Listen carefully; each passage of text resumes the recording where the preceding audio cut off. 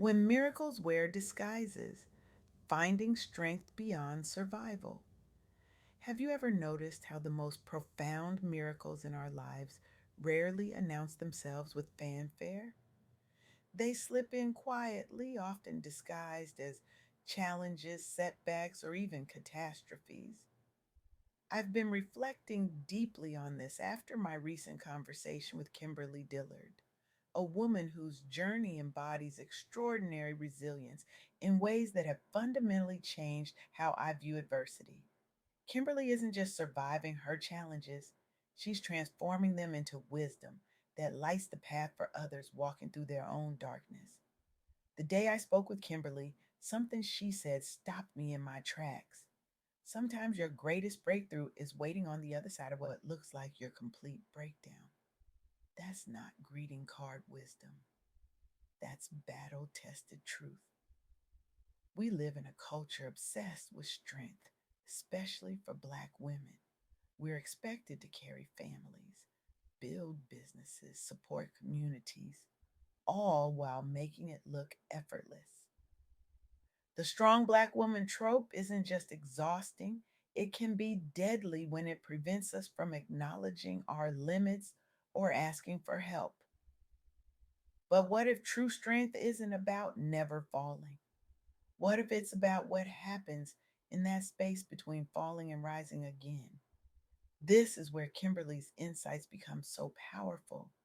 Through health crises, caretaking responsibilities, and major life transitions, she discovered that resilience isn't a solo sport, it's a community practice. Let me share something that might sound counterintuitive. Your moments of greatest vulnerability might actually be your gateway to unprecedented power. Consider the story of Wally Amos, the man behind famous Amos cookies. Before his name became synonymous with delicious chocolate chip cookies in that iconic bag, Wally faced the systemic barriers typical for Black entrepreneurs: limited access to capital, skepticism about his ability to build a national brand, the constant need to prove himself in rooms where he was often the only Black person present. But Wally had something powerful: authentic passion and a community that believed in him. He didn't just make cookies, he created an experience that reflected his personality and values. He leveraged relationships. He remained true to his vision. The result wasn't just a successful company, but a legacy that continues to uplift others. Today, the famous Amos Ingredients for Success initiative provides $50,000 grants to emerging Black entrepreneurs, having distributed over $600,000 since 2020. One man's resilience became a pipeline for community empowerment. When I shared this example with Kimberly, she nodded knowingly. That's exactly it, she said. Our struggles aren't just personal hurdles, they're preparation for how we'll serve others. This perspective transforms how we view adversity. It's not just something to endure, it's something to alchemize into purpose. But here's where many of us get stuck. We believe asking for help somehow diminishes our strength or independence. We've internalized the message that needing others is a weakness. Let me be clear: this is a dangerous lie. Across social media platforms like TikTok, a powerful movement is emerging among disabled Black creators who are redefining visibility and representation. These individuals face intersecting challenges: ableism, racism, and often economic barriers. Yet they've discovered that vulnerability, authentically shared, becomes a bridge to community.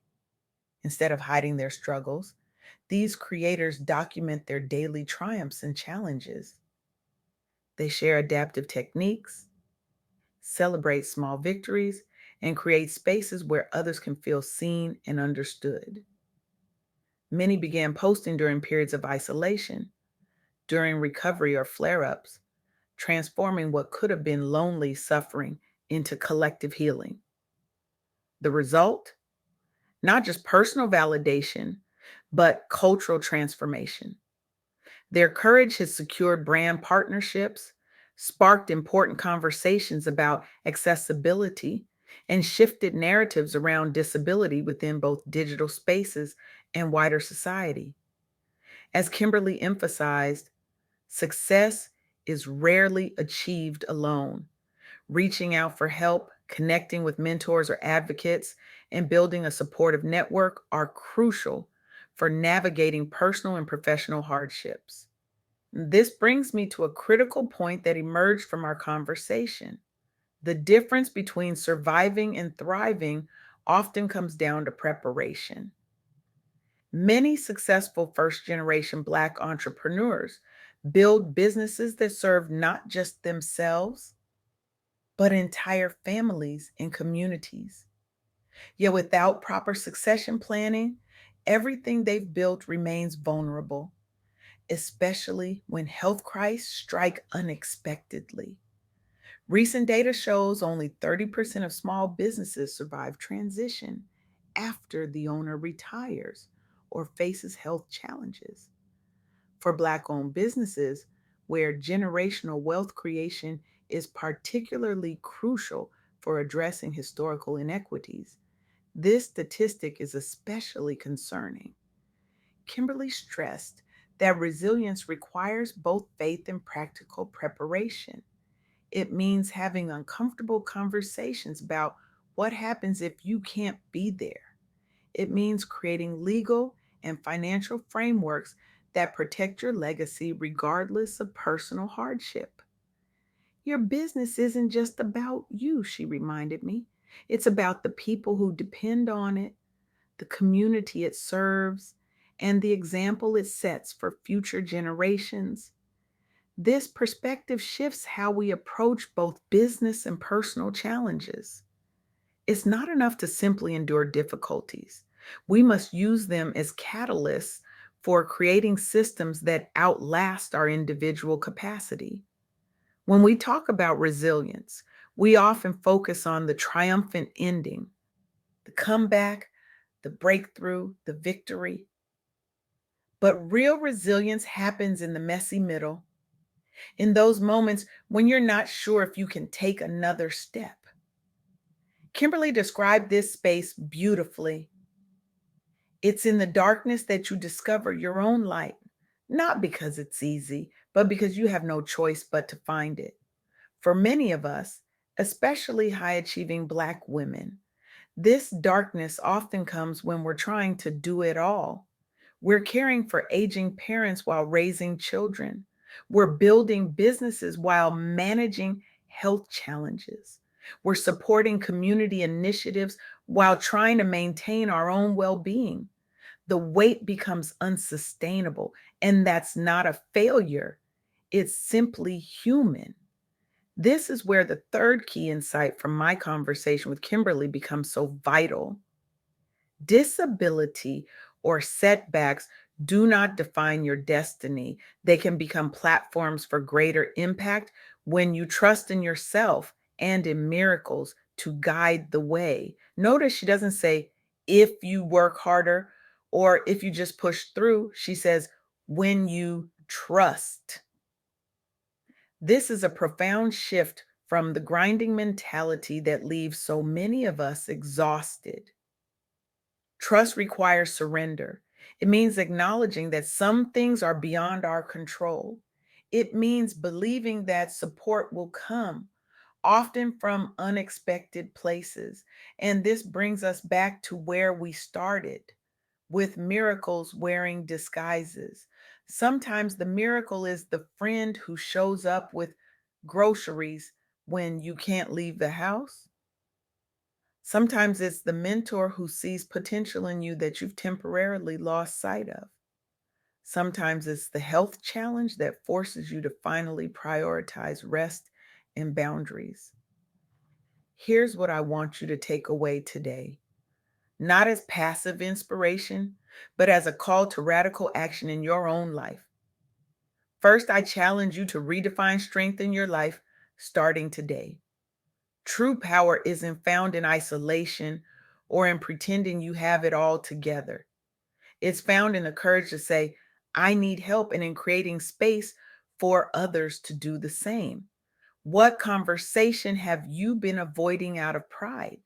What vulnerability have you been hiding that might actually become your greatest connection point with others? Second, I urge you to examine the systems you're creating in your business, your family, your community. Are you building something that can withstand your absence? Are you documenting your knowledge? Are you mentoring others? Are you creating legal and financial frameworks that protect what you've built?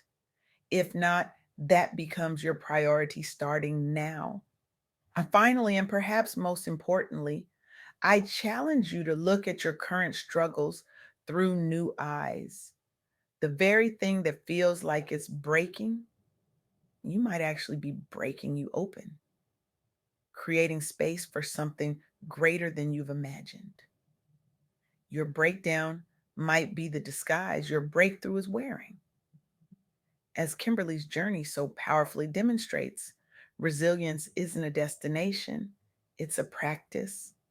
It's not about escaping the storm, but about learning to dance in the rain.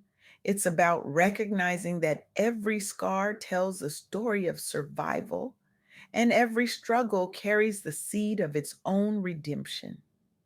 The miracle you've been praying for might already be here, disguised as the very challenge you've been trying to overcome. Look again, listen more deeply, reach out your hand. Because when we have the courage to see beyond appearances, to trust beyond evidence, to connect beyond comfort, that's when we discover that miracles aren't just possible, they're already happening right here, right now, often wearing the most unexpected disguises. What miracle might be waiting for you on the other side of surrender?